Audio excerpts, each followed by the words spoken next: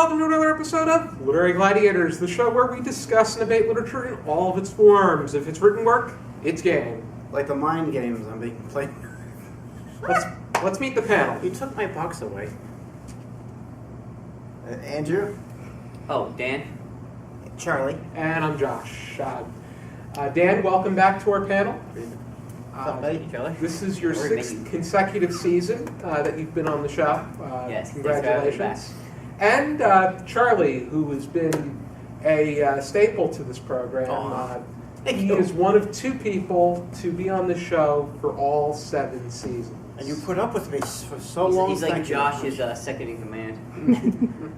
I thank you again. It's always a pleasure to be on the show. It's a pleasure to have you on the show. Thank you. I know I always seem to be the goofball a lot, or usually I go on off these tangents, but usually I have a reason for a tangent. I love the show. It's a great show, great organization to be with. Looks great on the resume, and but still, even if let's make that a goal. No tangents for season 7. That's the thing we're doing. Otherwise, we're going to have to use props. I love props. They took my prop away. And not the props. But anyway, yeah, it's a great show. I love it, and the guys, everyone here is amazing, and I truly mean that. Thank you, Charlie. We feel the same way. And a shout out to all who comment for me. I have a hard. Real quick. I'm so sorry. Yeah. No tangents, right? Jared Lacey, I think. Yes, I want to give you a special shout out. You always comment on my videos. I'm so sorry. I'm not trying to be rude or anything. It's just I have a hard time getting on. This might sound crazy, but we're getting onto the. I don't even know the password because I don't have Google Drive. And I think that's what I need to have in order. So I'm going to try and get that set up. So this is a big shout out to you for always commenting on my videos. Thank you. I'm so sorry. Merry Christmas. I know what you're talking about. Okay. Are you taking that in? It was a shout out to You someone. need a Google account. Yes, Yeah, I don't that have a was Google it. account. That's so. I'm not ignoring you. Thank That you was very the much. country mile equivalent of a shout out, but I Okay, then. digress. So I do apologize. We are going to be going over a work that Dan was enthusiastic Dang, about. And I'm pretty Daniel. sure that Andrew's enthusiastic about him, too. God. I read a list of who the top 20 horror fiction writers happen to be. Edgar Allan Poe was number 4. Richard Matheson, number 3. Stephen King, number 2. And H.P. Lovecraft was number 1. Really? And we are going to be going over the Call of Cthulhu. HP, is that the printer? Forget it. His name is like Howard something. Hewlett Packard Lovecraft. Ah. Okay, yeah. We Right. use those at work. Dan, you're going to be providing us with the discussion starter for today. Yes. Okay, the way he describes it, I did not know this was like 18th century English, so the thing is I'm just going to try and simplify it into a way that would make sense. All right. Do you feel that the Call of Cthulhu is kind of like a metaphor for that the thirst for knowledge about our world is more dangerous than the ignorance that we tend to live in? I think I know what you're trying to say, and if I might take the ball and try not to run and fall with it. Good luck with that. How much knowledge is too much? Well, that Are you talking about the first line? Yeah, that's Yeah, definitely basically. The most merciful thing in the world, I think, is the inability of the human mind to correlate all its contents. Yes. That is basically the theme of the story. Which, Yeah. Yeah, that's probably also the most popular intro to all his works too. I would imagine this is probably his most popular work, his Yeah. most noteworthy work, Yeah. the one that's that did the greatest at standing the test of Yeah, time. because in the book, the characters don't know anything about Cthulhu or the Great Old One or Right. anything like that. This was the Until- first start of the. This Yeah. was the first mention of the old ones. And then the thing is, Cthulhu. they find these paper clippings and writings in this carved statue of this creature. And the thing is, the more that they go into it, the more that they delve into this mystery and ask people about these things, they end up discovering that our world is not what we think of it is. Like, there's this sunken city, there's these cultists, there's Cthulhu, there's all these creatures that live in our world that we're unaware of. So it kind of makes you wonder, like, is ignorance truly bliss? Or is the thirst of knowledge truly a dangerous thing to search for? I was always told at a very young age, don't play God. No matter how much you want to play God, don't play God. And I am also reminded here I don't know if we discussed it on here, but we had a British literature class back when we were college buddies. I was a cheerleader. No, I'm just kidding. Completely joking. I call it yellow years. Yeah, right. No, Faust, was it? No, not Faust. I'm thinking of something different. Dr. Moore's. Yeah. No, not him either. Oh. But shout out to Dr. Morse. But yeah, Tony Drum said I said hi. Faust has to do Yeah. with that, where Yes, somebody Faust. wants, somebody takes up alchemy. Yeah. Yeah, you Because sold to the devil, and I think you have 24 years. Mm-hmm. I think that was with another, I don't know, but I digress. But I'm saying, this Faust, he sold his soul, literally, to Satan, to have, I think, 24 years of knowledge. Mm-hmm. Of everything. You'll know everything. But he doesn't know how to get out of it, though. Mhm. Because after 24 years, okay, there's a saying, you dance with the devil, you got to pay him afterward. Yeah. Something that I found interesting about Or you got to pay the piper. the Call of Cthulhu is the tense. The fact that this is a story talking about a previous occasion and how I felt reading this. It was me looking at a horrific event that took place at another occasion, as opposed to. It was interesting how he didn't take that here and now approach to telling the story. Yeah, because like I think like the characters that we follow, like the two main characters, I forget their names, but it takes place in like 1925. Wilcox was Yeah. one of them. Well, he was the Yeah. artist. Professor. Well, he Yeah, and was then the- then like the story of like meeting Cthulhu and like what happened on the Angle. island with the boat Angle. takes place like in 1908. Yeah, well, it was the George Gamma Angel. He was the professor emeritus for Semitic languages at Brown University. He's the one who initially compiled all of the clippings and findings of the Cthulhu cult. Yeah. But who was reporting the story is his grandnephew, I believe, who was the Francis Wayland Thurston. And the one great part of this book is that this book starts off, the very first line is that this Thurston is dead.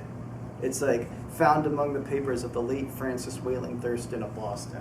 Mhm. So it already gives the reader this this inkling that you are probably reading something you're not supposed to. Mhm. Yeah. Because everybody involved with the connection of these stories is Yeah, so it's kind of like Dead. you're reading like the work of some other people. Like you're the one picking up It's their Yeah. the culture. manuscript that was like from like a long time ago. yeah, like this individual, he compiled and has all the corroborative. I can't pronounce that word well. It's kind of like and the dream Dracula. You're reading someone's diary. Yeah, and You don't do yeah, that. it's a there's a lot of good reason that you shouldn't be be privy to this, because now you're reading the whole thing in its collected context. And the one general theme with Lovecraft too is that there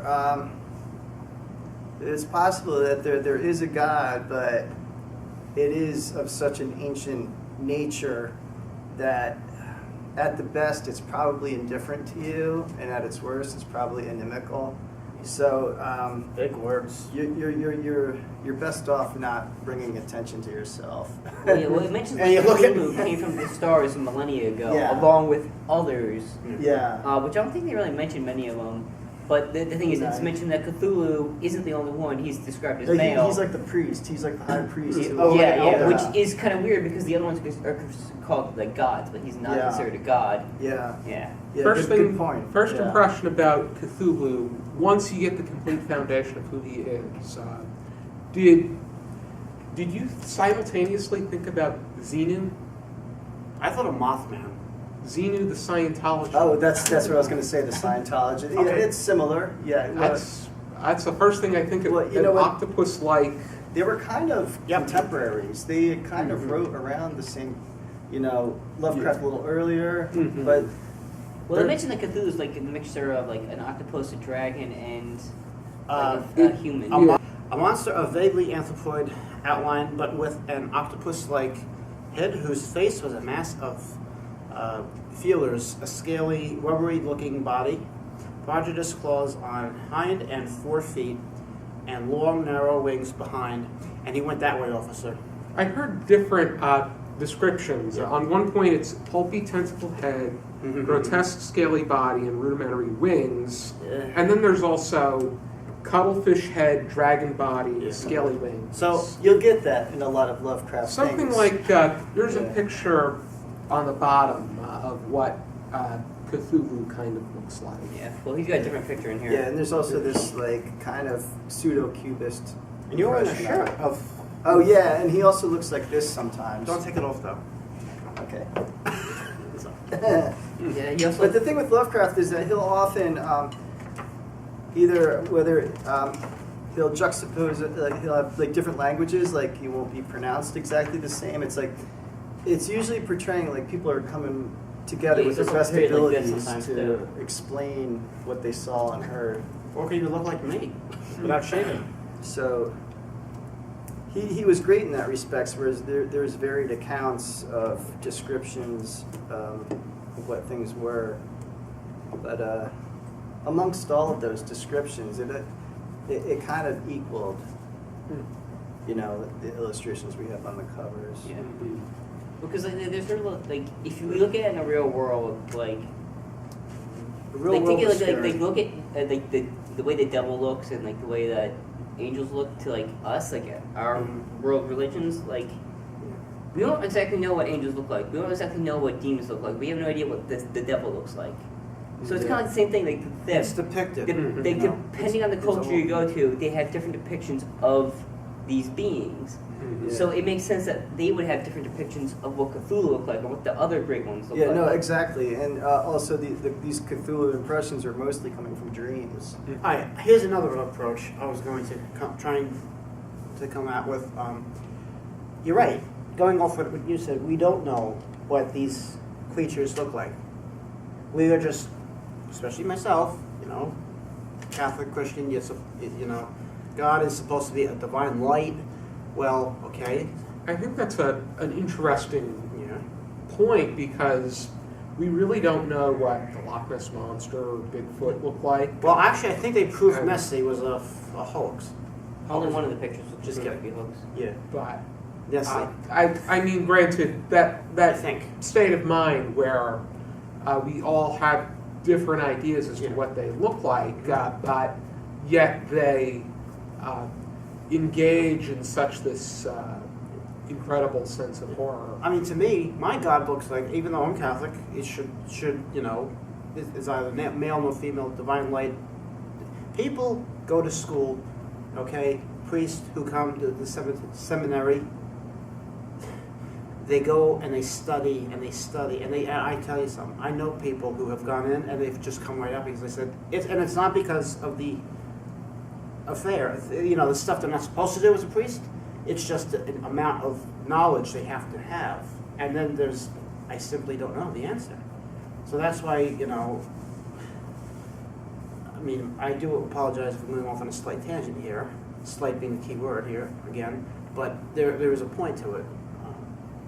It's no matter how much you think you know or how much you're taught, you just sometimes you probably just don't know. Like, Yeah, like you know, to me, God is a kinda beautiful set of peering into drums. like making the unknown known. Like, Yeah.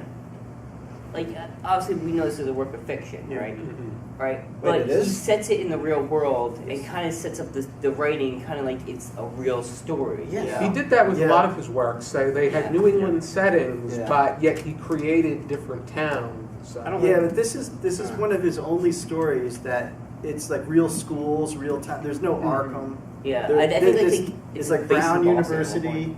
It's Yeah. like Greenland in South America. It's real schooners. And, on Earth, not And planet. I think that was X. an interesting approach to make it seem as if But the this horrific Necronomicon is mentioned. god once. is able to exist in Didn't you write a book our of that? world. Yeah, he invented. Okay, so like Yeah. that's not only a book in our world; it's actually a book in the fictional world. as well. Yeah, he invented that. Oh wow. But, A question I had to do with the very last sentence. I'll read it off to you. And then the Charlie ate all the food.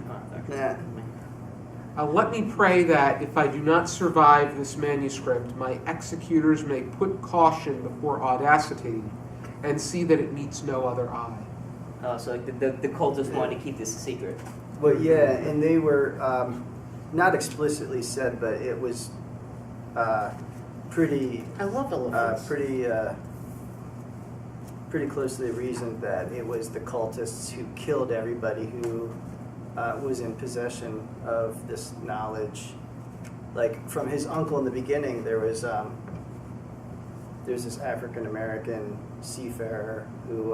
So he doesn't use the term African No, I American. know. I was gonna tell you. I was avoiding that hornet's nest. I was wondering if you were going to say that. I got attacked by a that's hornet's that's a nest. totally different subject, but it's definitely in here. And also the Gustav Johansson, the one who survived the shipwreck with Cthulhu, he was mysteriously, just a bunch of papers mysteriously fell on him and killed him. So it is that knowledge that nobody really should have. A bunch of Yeah, papers. which goes back to my fell original on. that's question, a is good like last how much line. knowledge is too Yeah. much? In fact, there was like a really cool quote that I found this morning from this writer, Ruth Ann Amorous. She said that the story was like a detective story where the goal is to avoid putting together the clues. So, That's like Wait, it's eating a kinda like cookie that you're not Sherlock supposed Holmes to eat. meets supernatural horror. yeah, but it's also like you're better off not knowing that this exists and there are people perpetuating it.